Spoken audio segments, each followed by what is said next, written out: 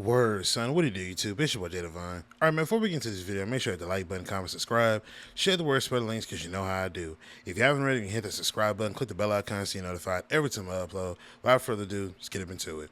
Alright, man, so the College Football 26 trailer has dropped today, and I'm kind of giving it some time, pretty much just walking through the trailer and watching it from frontwards, backwards, and just looking at it in its entirety and looking at the different things, the attention to detail, the presentation, which we're going to get into all of that in a little bit. So make sure I sit back, chill, take a pee break, pause the video, get you some popcorn, because you know how I do. Without further ado, let's get up into it. So, ladies and gentlemen, I will say this, and I've always said it. I've said it last year for College Football 2025. The presentation is always going to look good. Like, it's always going to look amazing. You know what I mean? That's one thing I will always give. I will always give EA their product, their due process, their due diligence. That the presentation is always going to look good. From what I'm seeing, like the Florida Gators, the little snippet that you just saw, I'm guessing during the night games, they're going to have it flash whenever somebody scores a touchdown. I guess that's what they're going to do now. From the guys, walking out the tunnel, or just like you saw, I believe that was Oklahoma State. When you saw them walking out of the off the gates, just everything in between as far as atmosphere and the presentation is always going to look good. Like, they're always going to nail the atmosphere of college football, because that's what it is. That's what college football is in a nutshell. The atmosphere is what makes it what it is. The camaraderie, the whole attention to detail with each and every school, stuff of that nature. So they're always going to nail that. I will always give them their credit. They're always going to do that. But I will say that I have seen a few things, and we're going to chop it up and we're going to talk about it as it plays. So without further ado, let's get into the first clip. Now, this clip here, it concerns me because, again, blocking is a very key and critical thing that I hold very near and dear when I look at these football games. So first thing is, why is that pocket all the way to the left like that? You see what I'm saying? It looks like it's more or less tuned to the left hash. You know what I'm saying? It's not like it's not centered or nothing of that regard. And then second of all, why are there so many double teams? Seeing these many double teams really scares me, because EA doesn't know how to properly code or tune the logic to where if you're in a double team, or if the lineman's in a double team, they don't know how to properly peel back off of the double team and pick up somebody that could be rushing. You see what I'm saying? Like, that really scares me, because I've seen a lot of that last year. I see a lot of that in Madden. So seeing this, it's kind of nerve-wracking, because, again, EA has this thing with double team blocks to make it to where if you're in a double team block, that's your job and your one and only job, and that's it. So whoever comes in on a late blitz or whatever the case is, you're just SOL. That really concerns me. It really is concerning. But let's get into the second clip. Now, to any of y'all that have been following this channel for a long time, and you've been following me and knowing that I've been talking about blockers and what they should and shouldn't be doing, I've been talking about this since, Madden 23. Look at number 53, right? I want you guys to look at number 53. Why are you running over to try to come block this number 22 that pretty much came to lay me out? Why are you running over there? Like, what is your main concern with running over here? You're not going to do anything on the play. You have no reason to run over to where I am to try to make that block happen.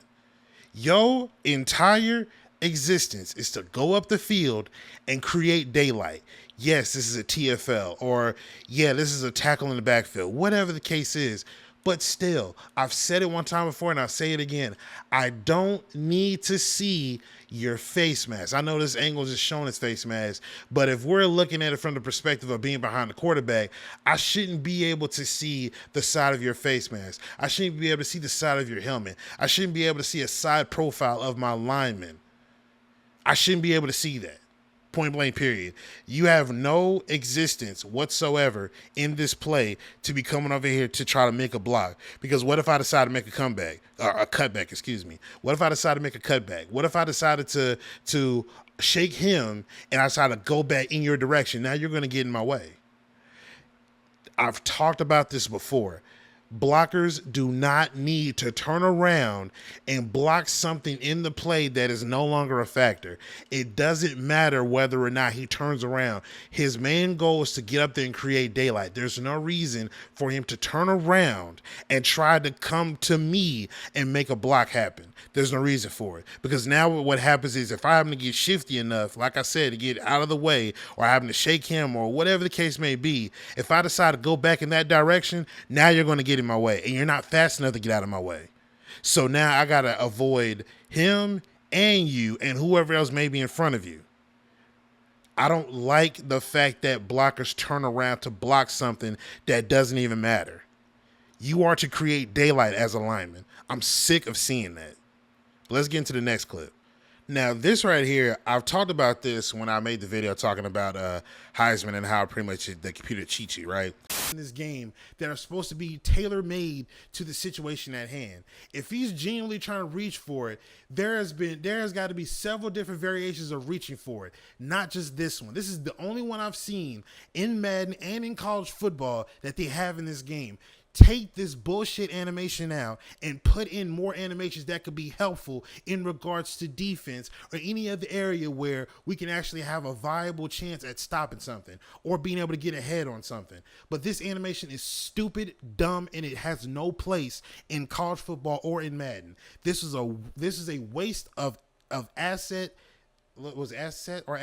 whatever you want to say.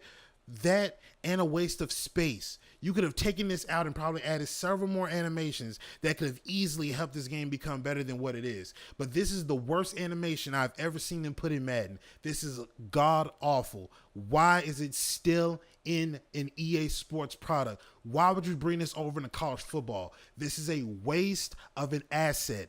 Take this shit out and put something else in place of this, or take out reach for it in general and put something in place that can actually help us in this game become better. This animation is garbage and is a waste of time. Take the shit out. I don't like these contextual animations. I hate them. I hate this reach for it animation because now when you saw him, whenever he was running, he immediately broke down to an animation that's contextually set there anytime there are two guys that are right there at the goal line and to make him reach for that animation. Now, as many times as I've seen that in College Football 25 or in any Madden game in general, anytime I've seen this, I was always down at the one or it was inches at the goal line. I have never ever crossed the pylon or broke the plane ever with this reach for an animation and said that it was a touchdown. Never ever in my life have I ever seen that. And what it is, this is a waste of gameplay. This is a waste of user control because now what you're doing is you're not allowing me as a user to be able to dictate whether or not I want to be able to reach for it. But I find it funny how still you put this in here as an animation, but we're still not able to dive for the pylon. Not on some, oh, we're just going to dive and extend. But no, you don't give us the ability to be able to extend an arm out to break the pylon or break the plane. If we're diving for the pylon, you don't give us an ability to jump over the pile. You don't give us no ability to be able to do that. I ain't gonna say an ability. You don't even give us that user control to be able to do that. But anytime there are two people that are by the goal line, just like this, you add a contextual tackle animation, which 9 times out of 10, if not 10 times out of 10, is always gonna be right there at the one or inches anytime that this animation queues up. I said it before in the video, and I'll say it again. This is no place for college football. This is a waste of an animation. And I can't believe that they brought this back. This has no use in college football, period. No use in just football games in general. We need to be able to have that ability to cue that up, not them. But this contextual tackle, reach for extra yards animation, it's unnecessary and it needs to go. Next clip. Now this clip right here, this was just a forced type of play right here just to make this trigger. Now, two things. This right here, for this to be a poorly thrown pass behind the guy, knowing good and damn well that it should be in front of him, if that was anybody else, that would have been a pick. There ain't no such thing as a swat down in college football, or just in football games in general, there ain't no such thing as a damn swat away, all right? That would have been a pick. I really would see him picking that off. And then two, why the hell would you throw it behind him knowing good and well that there's a dude maybe a step and a half behind him? In what realm is this considered a good pass? Or you thought was a good pass?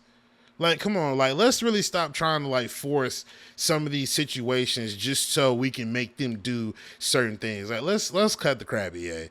Like now at this point, you're just playing on my intelligence because there's no way you guys or anybody that's watching this clip or saw this video and thought that that was a great pass. He just threw he just swatted it away. He made an athletic play. Like, come on, man. Like, come on, EA. Let's be for real now. Let's be for real. That was a very poorly thrown pass. And you mean to tell me that that was a good pass to y'all? You mean to tell me that everybody else that was watching this, that was a good pass? He just made an athletic stop. All right, man. Yeah. All right. Yeah. You're playing on my intelligence now. Like, let's cut the crap. All right. Let's do this next clip, man. Now, this is the one I was waiting on. Now, again, it goes back to my previous point of when I was talking about blocking and double team blocking. This is my biggest complaint with EA in their football games because double team blocking should not be the end all be all when you're blocking, right? Because when you get up to double team block, you're still having the awareness of what's around you still. You know what I'm saying? Now, if it's one of those plays where you have only like 3 linemen at the line, okay, I could probably see your point there, but still, even then, you still don't have to worry about extra people at the line blitzing because you have only 3 guys to watch at that line. Now, at the same as that time, you might have some linebackers that are blitzing, but let's just keep it to what we see here. Now, with this double team block being initiated, 79 can literally see that 10 is running across his face. So with that being said, I would be more satisfied if I were to see 79 peel off that double team block on some, oh man, I missed that. Or if he peels off and he tries to, somehow throw his blitz off or throw his path of travel out of the, off of his path, but, still he got beat on the play rather than him just going to a double team block and not even acknowledging that 10 is coming through free. I would be more respectful of that rather than watching my guy go straight and commit to a double team block with no idea or inkling to say, oh, let me go pick him up. Or I see somebody else trying to cut back behind this block here. Let me go pick that up. That's my biggest problem with college football. That's my biggest problem with their football games in general. A double team block is not the end all be all. If you're going to double team block, you are to add that extra help and then say, okay, cool, let me get back to doing what I was doing. Why is there so much focus placed on double team blocks to the point where now it becomes a detriment to whether or not I got time to throw or whether or not I got time to try to hit this gap? Why are double team blocks like this? Why is the logic like that? Every year I've talked about blocking being like this. Why is it that other iterations of NCAA football, my personal favorite was 11, why is NCAA 11's blocking better than college football 25 and possibly 26? Why? And an actual lineman, a collegiate 5-star, I would think, lineman came in and showed them how it was done. And they replicated it, I don't want to say perfectly, but they replicated it well enough to the point where blocking felt useful. But yet we're back to square one again with the same thing. The same thing. And it's weird to me because when I talked about college football 25 and I showcased the same exact things that I'm seeing right here. Not the same exact things, but when I was breaking it down with some of the things that I was seeing, because EA is going to doctor the footages in a way to the point where, it just looks like hype. It looks like good players are being made, looks like impact plays are being made by good players and so on and so forth. But when you slow it down and you look at everything and you see how everybody's moving, you see how the way that the guys are reacting, and it just looks like a complete mess. So when I was doing that with College Football 25's trailer, y'all crucified me. Y'all hung me out to dry. Oh, you're not going to ruin my fun. How you going to say this? You haven't even played it yet. Oh, you're complaining to complain. You're just bitching and moaning. Yada, yada, yada. If you don't believe me, go back and look at the comments on College Football 25 in that trailer, if you don't believe me. And in every video other than that. Y'all crucified me. But then in hindsight, I low-key was right. Because a lot of people came out and either said, damn, man, you look, he was right. This college football is ass. If it wasn't that, then you had some people that didn't say nothing at all, or they try to find a way to cope with the finest grade of copium. And if that didn't work, y'all didn't say nothing at all. But because I took the approach of being critical and not being so overly optimistic about college football coming back, it worked out for me in the long run. So I didn't expect too much. But when I tried to give it a chance, I just seen that it literally was a carbon copy of what we was dealing with Madden, but from a more arcade-like standpoint, right? So I'm gonna do the same thing with college football 26. And if you don't like it, I really don't care. I truly don't care. Because somebody has to say it. I'm not a yes man. I'm not somebody that's just gonna sit there and just take what's given in front of me. I don't care if it's the only game. I don't care if it's all that they have. I don't care. I want better. You spend $65+ and I say plus if you do Ultimate Team, but you're spending $65, $70+ for a product, and you mean to tell me you giving us bare minimum? You got a bundle out that's like $150 that gives you Madden 26 and College Football 26, along with some some Ultimate Team items and stuff of that regard. You mean to tell me that it's okay to charge those amounts of prices, and you're giving us bare minimum with all these things I just showed y'all? Y'all really think that that's okay? As many times as I've giving you guys breakdowns, as many times I've shown you what should be happening, I've given you all pro football stand right next to college football, showing you how it should be. It don't necessarily have to be verbatim, but you pretty much got a blueprint as to what blocking should be or what a certain aspect of football should be. And yet, as you can see, they're still not covering it. They're still not going to act on that. The logic is still flawed. Mechanically, it's still flawed. And I'm going to stand on that. And I'm going to stand on that. And what's crazier than that, when I'm pretty sure I'm going to get a lot of comments of people saying, oh, you're complaining, blah, blah, blah. Yeah. When y'all said the same thing when I was ranting about College Football 25, I did a social experiment. I flipped it. I said, you know what? I'm sold. I like this dynasty mode, man. I think that this, that, and the third, yada, yada, yada. And the comments were night and day. Oh, man, by the time he finally came around, man. Yeah, man, we're going to have a great time college football. Yada, yada, yada. I was like, yep, we sure are. Yep, college football 25 is going to be a great game when it comes out. Just to see how a lot of people are so dependent on you saying the right thing, because in their minds, they don't want to hear nothing but positive things about said product. And that's a shame. That's a damn shame. That's why I will always stand on my own, too. I will always stand on business, and I'm going to always say what I say, because it's for a reason. College Football 25, or excuse me, might as well call it that. College Football 26 is going to be College Football 25.5. With a little light show in the sky, with it blinking during the nighttime games, anytime somebody scores a touchdown. I'm not sure if it's going to be one of those things where it goes from daytime to nighttime on some transition type stuff. I'm not sure. Road to Glory is probably going to be quote unquote a lot better, because we're able to play in high school now and then work our way to college and all this other stuff, like as if this is a new feature that they're bringing in. But we're not stupid. Anyone with a brain or common sense, we're not stupid. You know what I'm saying? We're not dumb. All right. And we're still only relegated to specific positions. And then even then still, I still don't care for Road to Glory. But let me know what you think in the comment section down below. I'm going to get out of here. Please let me know what y'all think in the description. I mean, not description box, but I don't know why I said description box. Whatever, man. We weren't taking it. But let me know what you think in the comment section down below. I'm going to get out of here, man. Appreciate love, support y'all for showing the videos, man. Definitely. Appreciate love, support y'all for showing the videos. But I'm going to get up out of here, man. It's your boy Jay Divine, and I'm signing out. Peace.